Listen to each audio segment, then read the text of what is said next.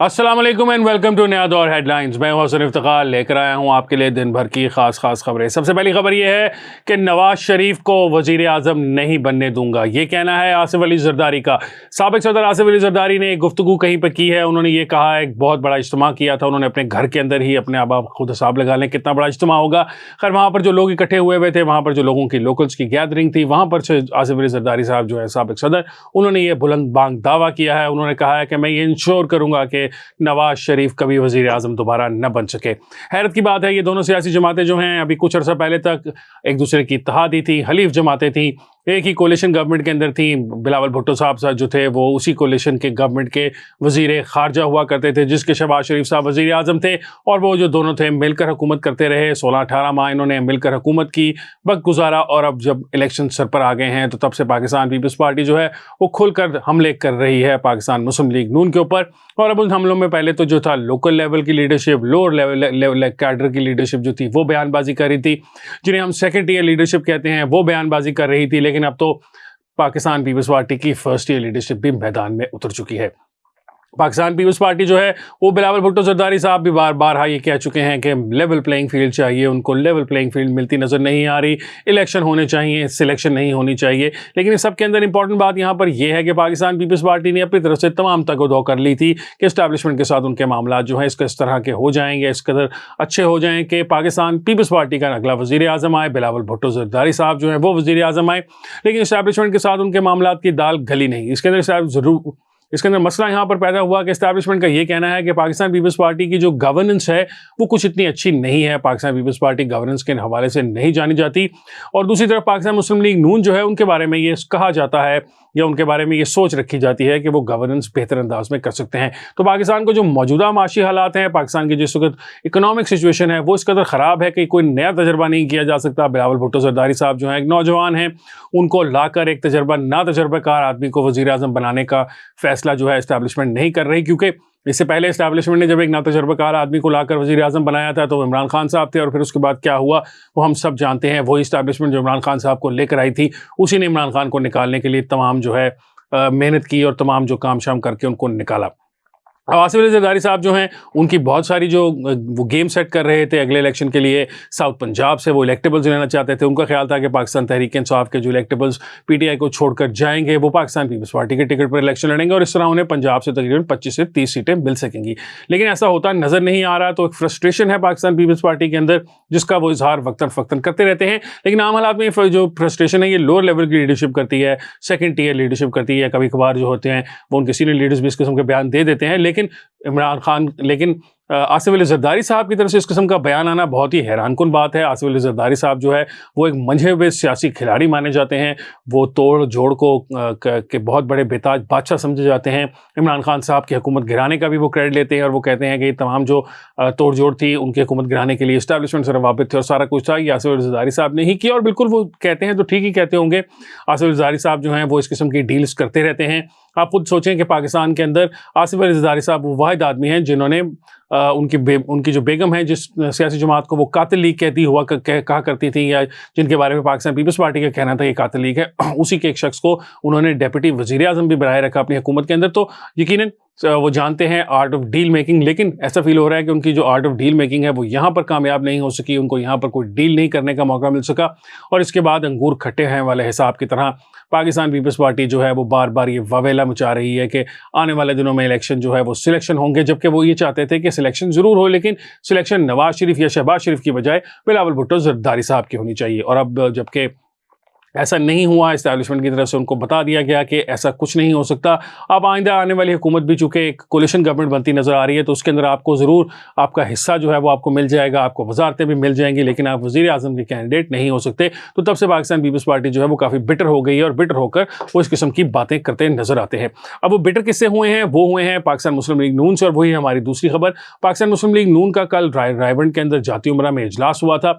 वहाँ पर बड़ी हैरानकुन सिचुएशन थी। हैरानकुन सिचुएशन इसलिए थी कि पाकिस्तान मुस्लिम लीग नून जो है वो वोट को इज्जत दो का बयानिया, एंटी एस्टेब्लिशमेंट सियासत, इसके बारे में मशहूर थी पिछले 4-5 साल से। इमरान खान के दौरे हुकूमत में खुलकर पाकिस्तान मुस्लिम लीग नून के जो लीडरान थे वो पाकिस्तान की एस्टेब्लिशमेंट पर हमले करते थे और उनको मुर्द इल्ज़ाम ठहराते थे कि अच्छी भली चलती फिरती हुकूमत जो थी हमारी बिल्कुल ठीक ठाक चल रही थी, उसको उठाकर आपने बाहर फेंक दी और उसके बाद देखिए अब क्या हो रहा है। लेकिन اب وہ بیانیہ بھی بدلتا نظر آ رہا ہے. اوبیسلی وہ بیانیہ کافی حد تک ٹون ڈاؤن تو پہلے ہی ہو چکا تھا, اور شہباز شریف صاحب نے جب نواز شریف کی اسپیچ سے پہلے لاہور میں گفتگو کی تھی تو اس سے بھی انہوں نے میاں صاحب کے لیے ایک پلیٹ فارم اس طرح کا بنا دیا تھا کہ میاں صاحب کوئی اینٹی اسٹیبلشمنٹ گفتگو نہ کر سکیں. تو میاں نواز شریف صاحب اگر خود چاہتے بھی ہیں تب بھی ان کی جو پولیٹیکل پارٹی ہے اس وقت وہ اسٹیبلشمنٹ سے کسی قسم کی لڑائی مول لینے کو تیار نہیں ہے.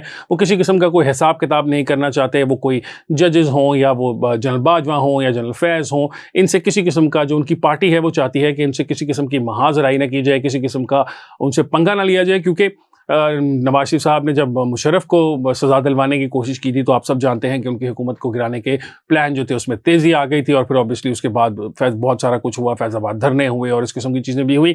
تو پاکستان مسلم لیگ نون کی جو لیڈرشپ ہے اس کا تو یہی ہمیشہ سے خیال رہا ہے, جو ان کے لیڈرز ہیں خواجہ آصف صاحب ہیں اور اس طرح کے دیگر ہیں, کہ اسٹیبلشمنٹ سے بنا کر رکھنی چاہیے. تو اب رائیون سے جو ہمیں خبریں مل رہی ہیں وہ یہی آ رہی ہیں کہ نواز شریف صاحب نے بھی فائنلی ہتھیار ڈال دیے ہیں, اور اقتدار کا راستہ حاصل کرنے کے لیے انہوں نے بھی اسٹیبلشمنٹ کے ساتھ اچھے تعلقات بحال کرنے پر آمادگی کا اظہار کر دیا ہے, آمادگی ظاہر کر دی ہے. اور یہی وجہ ہے کہ کل جو گفتگو ہوئی وہاں پر ساری جو گفتگو تھی وہ پاکستان کو بہتر کیسے کیا جائے, مستقبل میں کیا کریں گے اس کے بارے میں تھی. اور نواز شریف صاحب نے یہ خود بھی کہا کہ وہ پرانی باتیں بھول چکے ہیں, وہ ماضی کے اندر نہیں جانا چاہتے. ماضی جو ہے وہ ماضی ہے اور وہ مستقبل کے اندر جانا چاہتے ہیں. کل بھی شہباز شریف صاحب نے گفتگو کا آغاز کیا, اور انہوں نے جس طرح میں نے آپ کو بتایا کہ لاہور کے جلسے میں بھی انہوں نے پلیٹ فارم اس طرح کا سیٹ کر دیا تھا کہ میاں نواز شریف صاحب اگر چاہیں بھی تو تب بھی آلریڈی گفتگو ہو چکی ہے کہ اینٹی اسٹیبلشمنٹ بیانیہ نہیں بنانا. تو اس کے بعد جو ہے میاں نواز شریف صاحب کے لیے بڑا مشکل ہو جاتا ہے کہ اینٹی اسٹیبلشمنٹ گفتگو کی جائے, جبکہ وہ دیکھتے ہیں کہ ان کے سارے ساتھی جو ہیں وہ اسٹیبلشمنٹ کے ساتھ اچھے تعلقات کی باتیں کر رہے ہیں. اسی طرح شہباز شریف صاحب کے بعد خواجہ آصف صاحب آئے, اور انہوں نے بھی, آپ جانتے ہیں خواجہ آصف صاحب کے ویسے بھی جنرل بھائیو صاحب سے بڑے اچھے تعلقات ہیں, اور وہ تو ٹیلی ویژن اسکرین پر کہہ بھی چکے ہیں, بتا بھی چکے ہیں کہ الیکشن کی رات انہوں نے بھائیو صاحب کو فون کر کے اپنی سیٹ بچوائی تھی, کیونکہ وہاں پر بھی ریگنگ اس قدر زیادہ ہو چکی تھی کہ خواجہ آصف صاحب بھی اپنی سیٹ ہار رہے تھے. تو پھر انہوں نے بھائیو صاحب کو کہا کہ پلیز ہاتھ والا رکھیں اور میری سیٹ تو معاف کر دیں. تو پھر اوبیسلی ان کو بھی بھائیو صاحب نے تھوڑا سا ریلیف دے دیا تھا. تو اسٹیبلشمنٹ کے ساتھ خواجہ آصف کے تعلقات ہمیشہ سے اچھے رہے ہیں. اسی طرح پاکستان مسلم لیگ نون کے بہت سارے دیگر رہنما بھی ہیں جن کے اسٹیبلشمنٹ سے تعلقات بہت اچھے رہے یا وہ اسٹیبلشمنٹ سے بنا کر رکھنا چاہتے ہیں.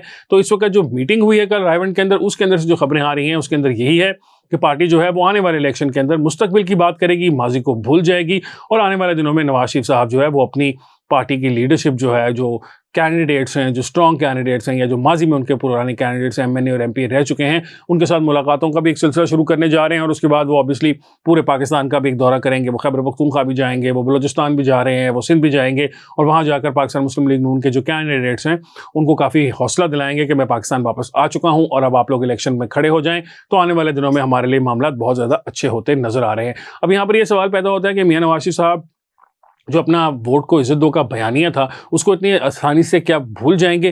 جن میاں نواز شریف صاحب کو ہم جانتے ہیں یا میں جانتا ہوں ان کے بارے میں آپ کو یہ ضرور بتا سکتا ہوں کہ میاں صاحب کے دل میں یہ بات ضرور رہے گی کہ ان کے ساتھ بہت زیادہ زیادتی کی گئی. کیونکہ میاں نواز شریف صاحب کو جب 99 میں نکالا گیا تو اس سے وہ بہت زیادہ بد دل تھے. اس کے بعد شاید سیاست کے اندر ان کا انٹرسٹ اس قدر زیادہ نہیں تھا.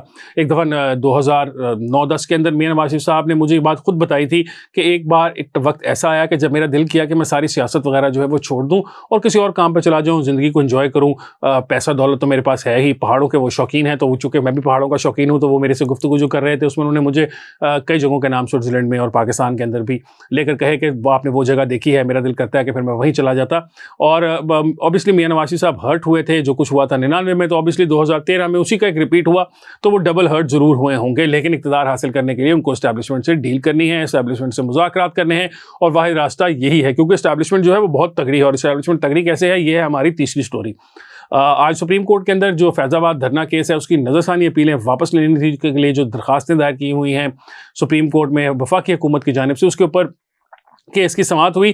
بہت مزے کی سماعت اس حساب سے ہے کہ جسٹس قاضی فائز صاحب ہی وہ بندے تھے جنہوں نے پہلا جو اوریجنل کیس تھا فیض آباد دھرنے کا وہ سنا تھا, اور اس کے بعد جو انہوں نے اس میں فیصلہ دیا تھا یا جو آبزرویشن دی تھیں اس کے بعد ہی قاضی فائز صاحب کے لیے مشکلات کا آغاز ہو گیا. پھر ان کے اوپر ریفرنسز بنائے گئے. پاکستان تحریک انصاف کے دور حکومت میں صدر پاکستان نے ان کے خلاف ریفرنس بھیج دیا, اور پھر آپ سب جانتے ہیں کہ کیسے ٹیلی ویژن کے اوپر وہ تماشا چلتا رہا. بہت سارے ایسے صحافی جو خود کو نام نہاد صحافی کہتے ہیں یا صحافی کہلائے جاتے ہیں پاکستان کے اندر, انہوں نے قاضی فائز साहब और उनकी बेगम के ऊपर क्या क्या तोहमात जो नहीं थी वो लगाई, और फिर ऑब्वियसली वक्त ने उनको सुरखरू किया, साबित हुआ कि काजी फायज़ साहब ने कोई 2 नंबरी नहीं की हुई थी। लेकिन हैरत की बात यह है कि वही सहाफ़ी हज़रात जो हैं आज 2 नंबर जजेस जिनकी एक्चुअल 2 नंबरियाँ मौजूद हैं, जो खुलकर 2 नंबरियाँ करते पकड़े गए हैं, उनके दिफा के अंदर मौजूद हैं, दिफा में आ गए हैं सामने, और वो आकर ये कह रहे हैं कि देखिए बहुत ज़्यादा ज़्यादती हो रही है। खैर हम डिट्रैक्ट हो रहे हैं। आज जो केस हो रहा था उसके अंदर बहुत अच्छी मज़े की बातें काजी फायज़ साहब ने की।